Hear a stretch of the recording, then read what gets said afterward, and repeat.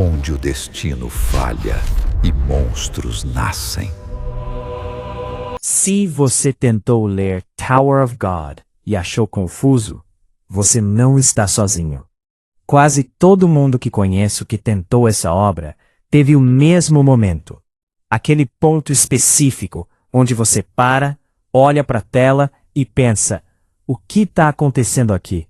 Quais são as regras? Quem são essas pessoas? Por que eu deveria me importar? E sabe o que é mais irônico nisso tudo?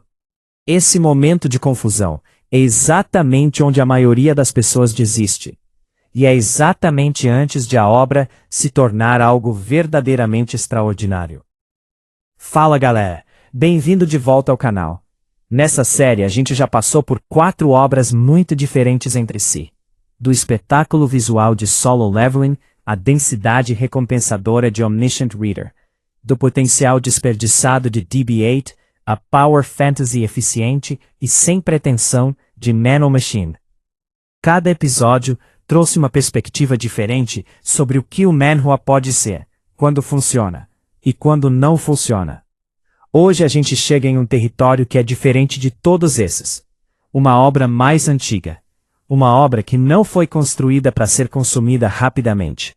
Uma obra que honestamente exige mais de você do que qualquer outra que já discutimos nessa série.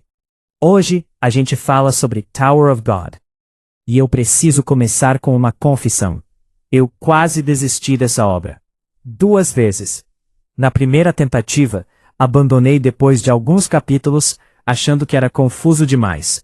Na segunda, fui mais longe, mas ainda sentia que estava perdendo algo que os outros leitores conseguiam enxergar e eu não.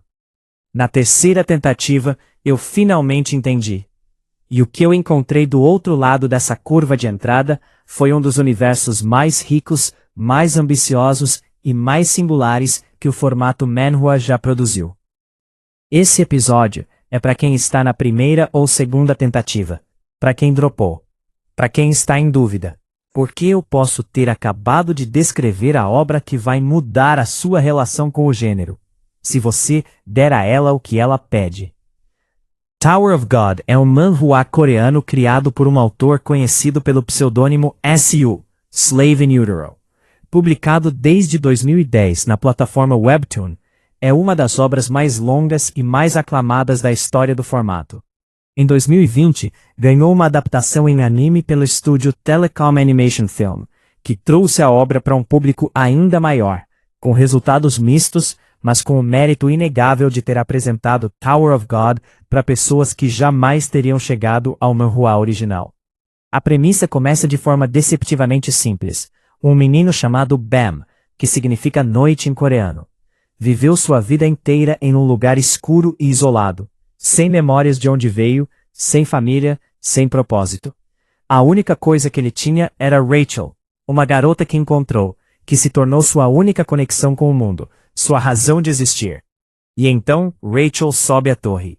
A torre é uma estrutura gigantesca e misteriosa. Cada andar representa um desafio diferente. Quem chega ao topo, dizem, tem qualquer desejo realizado. Riqueza, poder, fama ou simplesmente a verdade sobre o mundo. Rachel sobe porque quer ver as estrelas, que, para alguém que viveu no escuro, representam a liberdade mais absoluta que existe. E Bam sobe porque não consegue imaginar existir sem Rachel. Esse é o ponto de partida. Mas Tower of God rapidamente revela que a história de Ben e Rachel é apenas o fio inicial de uma tapeçaria imensamente mais complexa. Vamos falar sobre o que torna Tower of God genuinamente único no gênero. O primeiro e mais fundamental diferencial é o world building. Tower of God tem um dos universos mais elaborados que eu já encontrei em qualquer formato de quadrinhos. Não apenas manhwa, quadrinhos em geral.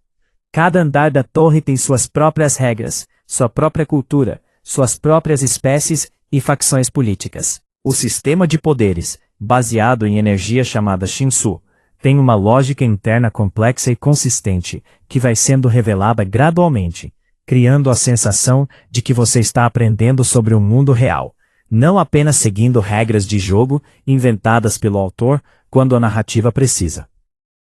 As organizações que operam dentro da torre as famílias reais, os rankers, os regulares, os irregulares, criam uma hierarquia social e política, com nuances que importam para a narrativa.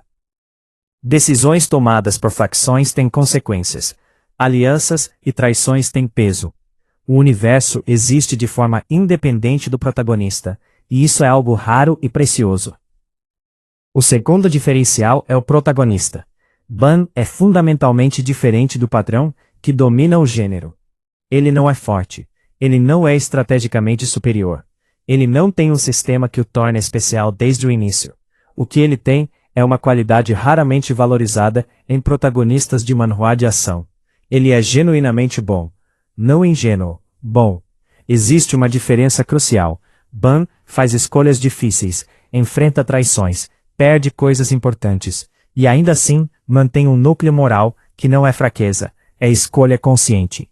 Ver um protagonista que cresce lentamente, que paga o preço real pelo poder que conquista, que tem relacionamentos com profundidade emocional genuína, cria uma conexão que as Power Fantasies raramente conseguem. E os personagens secundários de Tower of God são em conjunto o elenco mais rico de qualquer obra dessa série. Kun Agüero Agnes, estrategista brilhante com camadas de motivação que levam arcos inteiros para serem completamente reveladas. Rock Wraithrazer, que parece comic relief nos primeiros capítulos e gradualmente revela uma complexidade que surpreende. Cada personagem relevante em Tower of God tem uma história, uma motivação, um arco que existe independente de servir ao protagonista. E agora chegamos ao ponto que ninguém que ama Tower of God quer admitir, mas que qualquer crítica honesta precisa enfrentar. O início é genuinamente difícil. E não difícil no sentido de Omniscient Reader, onde a densidade é recompensada rapidamente com momentos de satisfação emocional.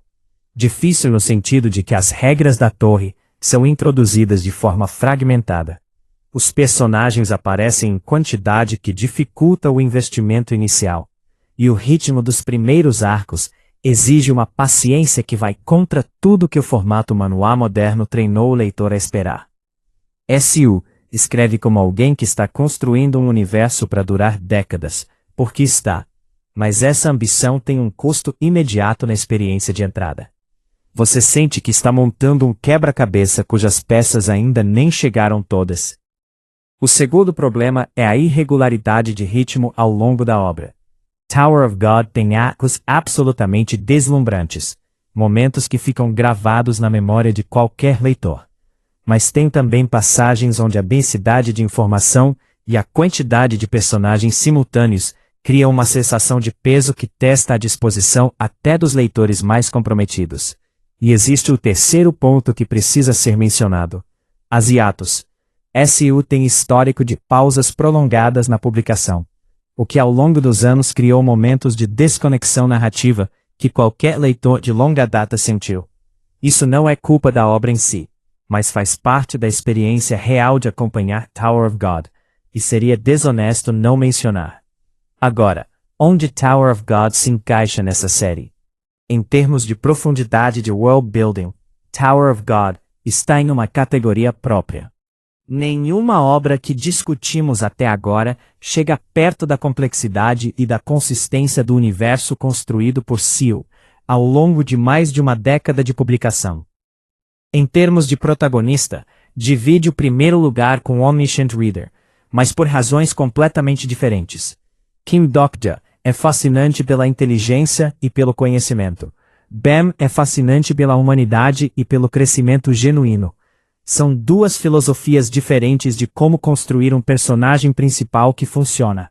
Em termos de acessibilidade, Tower of God está no extremo oposto de Nanomachine. É a obra mais difícil de recomendar para novos leitores desta série. Não porque é pior, mas porque exige mais antes de entregar.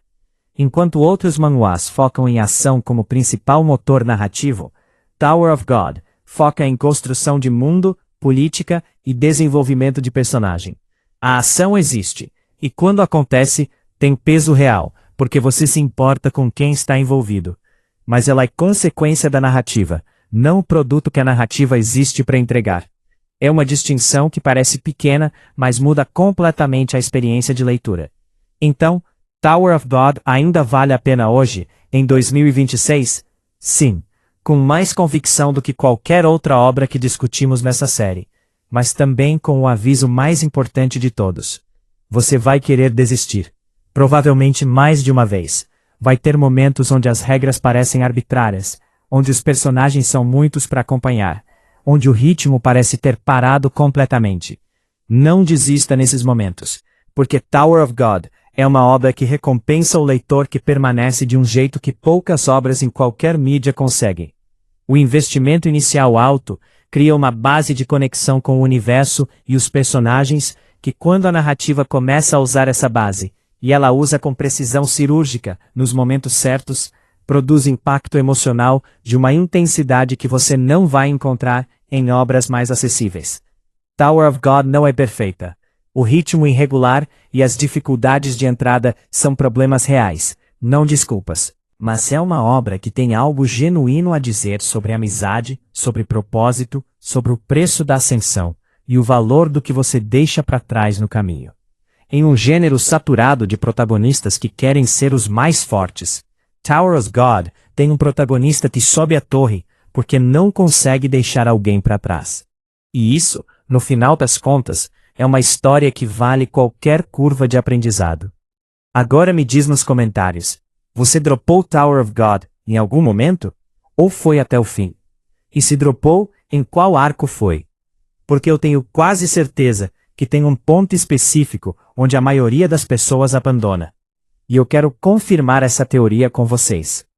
Essa conversa nos comentários é uma das coisas que mais gosto nesse canal. Então me conta tudo. No próximo episódio dessa série, a gente continua. E eu já aviso que a próxima obra vai surpreender muita gente que ainda não ouviu falar dela. Se esse vídeo valeu seu tempo, deixa o like, se inscreve no canal e compartilha com aquele amigo que tentou Tower of God e desistiu. Talvez esse vídeo seja o empurrão que faltava.